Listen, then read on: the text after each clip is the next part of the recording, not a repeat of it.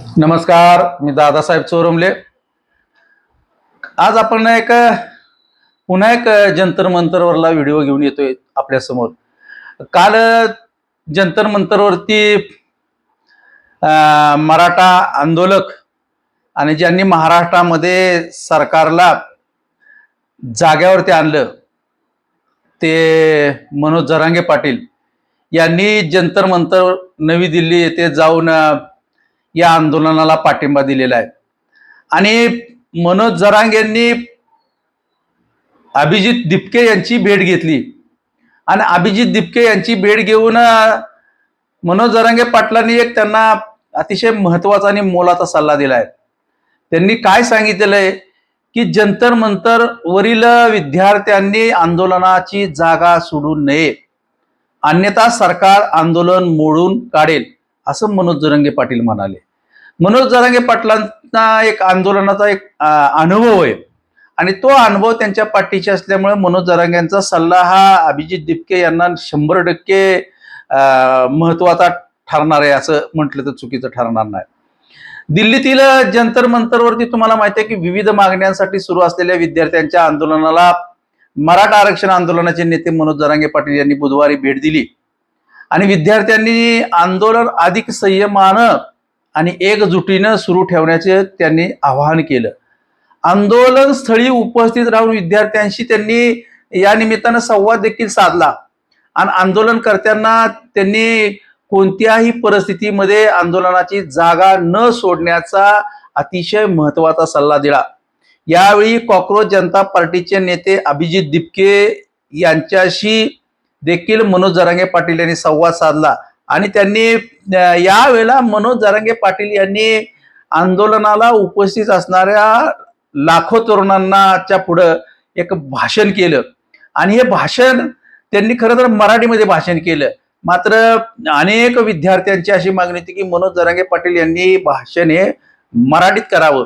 मात्र राज्यातील तुम्हाला माहिती आहे की आंदोलनाला भारताच्या विविध भागांमधून अनेक आंदोलक विद्यार्थी त्या ठिकाणी आलेले आहेत आणि ते आंदोलनामध्ये सहभागी झालेले आहेत. त्यामुळे मनोज जरांगे पाटलांचा जी भाषाचा विषय आहे तो भाषाचा विषय बऱ्याच विद्यार्थ्यांना समजत नव्हता आणि म्हणून त्यांनी मनोज जरांगे पाटलांना हिंदीत बोलण्याची विनंती केली. मात्र त्यांनी त्यावर आपल्या खास शैलीमध्ये मनोज जरांगे पाटील काय म्हणाले की प्रतिक्रिया त्यांनी हलके फुलके थोडेसे किस्से देखील केले आणि ते काय म्हणाले माहितीये का, मला हिंदी येत नाही, हाच तर माझा मुख्य प्रॉब्लेम आहे, पण मी जर हिंदीत बोलायला लागलो तर तुम्ही हिंदी विसरून जाल, असे जरांगे म्हणताच उपस्थित विद्यार्थ्यांच्या मध्ये प्रचंड मोठा एकच हाशा पेकला आणि त्यानंतर अभिजित दिपके यांनी त्यांच्या भाषणातील प्रत्येक मुद्दे हिंदीत सांगत विद्यार्थ्यांपर्यंत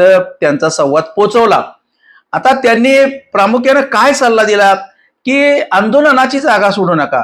विद्यार्थ्यांना संबोधित करताना मनोज जरांगे पाटील म्हणतात की कोणत्याही परिस्थितीमध्ये ही जागा सोडू नका. एकदा जर तुम्ही ही आंदोलनाची जागा सोडली तर सरकार तुमचे आंदोलन मोडून काढेल आणि शांततेने तुमचं आंदोलन शांततेने करा, पण ठामपणे करा. आपल्या मागण्यावरती ठाम राहा. देशातील सामान्य जनता तुमच्या 100% पाठीशी, महाराष्ट्रातला सर्व तरुण तुमच्या पाठीशी आहे. आणि त्यांनी विद्यार्थ्यांना संघर्षाच्या काळात आणखीन एक सल्ला दिला की तुम्ही संयम राखा आणि संयम राखून त्यांना संयम राखण्याचं आवाहन केलं आणि हे आवाहन करून त्यांनी त्या आंदोलकांची एक ताकद वाढवली आणि त्या आंदोलनामध्ये एकजूट कशा पद्धतीने तुमची महत्वाची हे त्यांनी त्यावेळेला सांगितलं. याच वेळेला मनोज जरांगे पाटील यांनी भारतीय जनता पक्षाच्या सरकारवर जबरदस्त जोरदार टीका केली. मनोज जरांगे यांनी यावेळी केंद्रातील भाजप सरकारवरही जोरदार निशाणा साधला. ते काय म्हणाले, मी विद्यार्थ्यांना न्याय मिळावा म्हणून या ठिकाणी आलेलो आहे.